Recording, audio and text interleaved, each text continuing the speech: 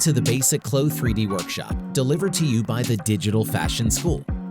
You can learn much more at digitalfashionschool.com, and you can download a whole range of 3D garments. This can save you an enormous amount of time. You can use them in your own designs. Remember, you can use the discount voucher in the description below for a massive 30% off. Let's begin by getting right in there and going to the Library tab on the left of the screen. When I click on the Library tab, there are different options for garments, avatar, hanger, fabric, hardware and trims, and stage. You'll also have the ability to link up a folder from your computer so you can access things more quickly. If you have a folder that is full of images and graphics that you may want to drag and drop onto your garments, you may want to link up this folder here. It will make the workflow a little easier. You can do this by clicking the plus icon up here and choosing the desired folder.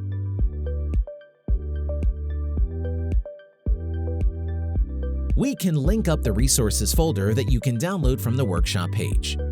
If you're following along, download the folder we have provided. The program comes with a library of defaults for you to use. We can add an avatar by clicking Avatar and browsing them below here.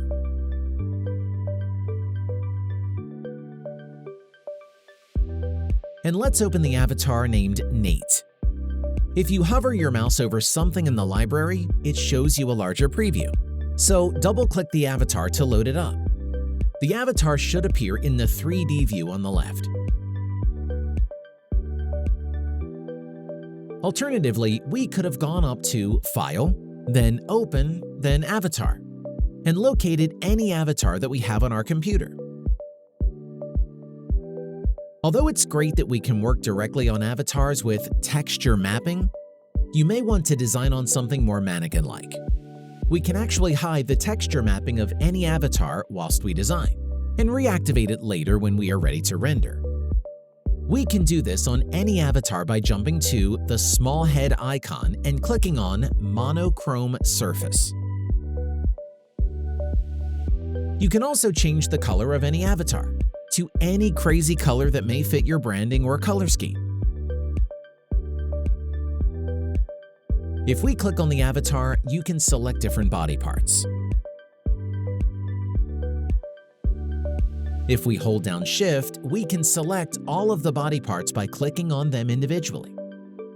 Then, if we go to the bottom right of the screen, look under Material, then under Basic Parameters. We can change the color here to anything we like. We can also make the avatar shiny, so if you want a shiny avatar, just decrease the roughness property under the reflection category.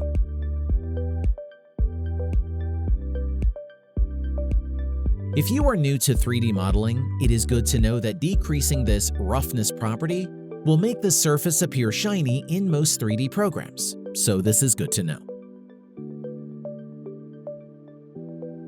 But before we get distracted by adding crazy colors and shininess to our avatars, we thought it would be good to get an avatar into our project so we can explain some of the interface to you more clearly.